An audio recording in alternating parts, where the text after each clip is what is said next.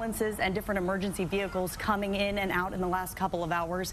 Can you tell us more about what you're seeing at this point? Right, Kirsten, it has been a constant come and go for the past couple of hours, like you did mention, but I do want to show you, I'm going to step out of the way here, just what's going on here at Kootenai Health. In the past hour, it has become a hub of emergency vehicles. You can see there's just a sea of lights going this way.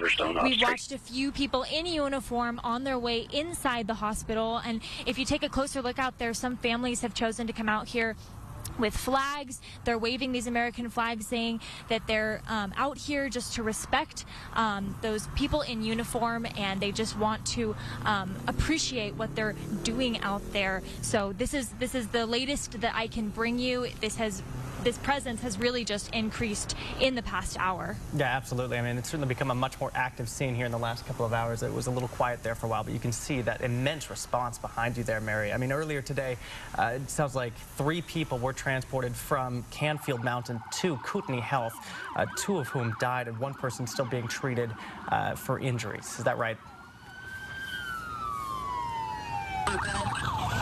With Kootenai Health, they weren't able to tell me much more about the identities of these people, but yes, 1 person is being treated for their injuries right now. All right, Mary, thanks for that. We do also have our Hunter Bertram standing by, who's been live up there as well all evening. We'll send things over to him. He's near the command post tonight.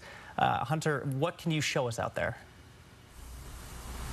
Yeah, Jordan, just in the last few minutes after that announcement came out that SWAT members found that dead man on Canfield Mountain, you can see many people are backing up. Law enforcement officers, big vehicles like SWAT, the command post units are all starting to pack up and head out of this area, really showing, things are starting to die down, but still a very active situation as you just see so many people. But the tenseness of what the atmosphere has somewhat kind of dissipated. You actually can see in the distance the helicopter blades on a life flight helicopter are starting to rotate, signaling that is going to be taking off, leaving the scene. But just as you in the last 10-15 minutes, the scene has really started to die down just after our 7:30 update, following the update from Kootenai County Sheriff's Office that they did find a dead man on Canfield Mountain with a firearm nearby. Jordan?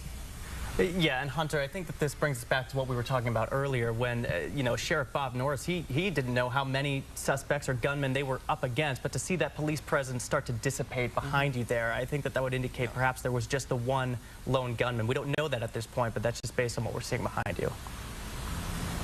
Yeah, Jordan, I feel like, that's an assumption. Obviously, we're not going to confirm that at this moment. However, they did say earlier when I asked, there were multiple locations on the mountain they were being shot from. However, given the fact that so many law enforcement officers right now are starting to kind of, I guess not breathe a sigh of relief, but they're starting to, not feel as tense, at least the body language that I'm reading. And also just these big vehicles are starting to leave the scene. SWAT included, a big SWAT truck had just left. Both actually are now gone from this scene. We're actually just at Best Hill, which is a little bit in front of Canfield Mountain. But like you said, that must be a sign that things on the mountain are starting to calm down, and hopefully they were able to take care of the situation.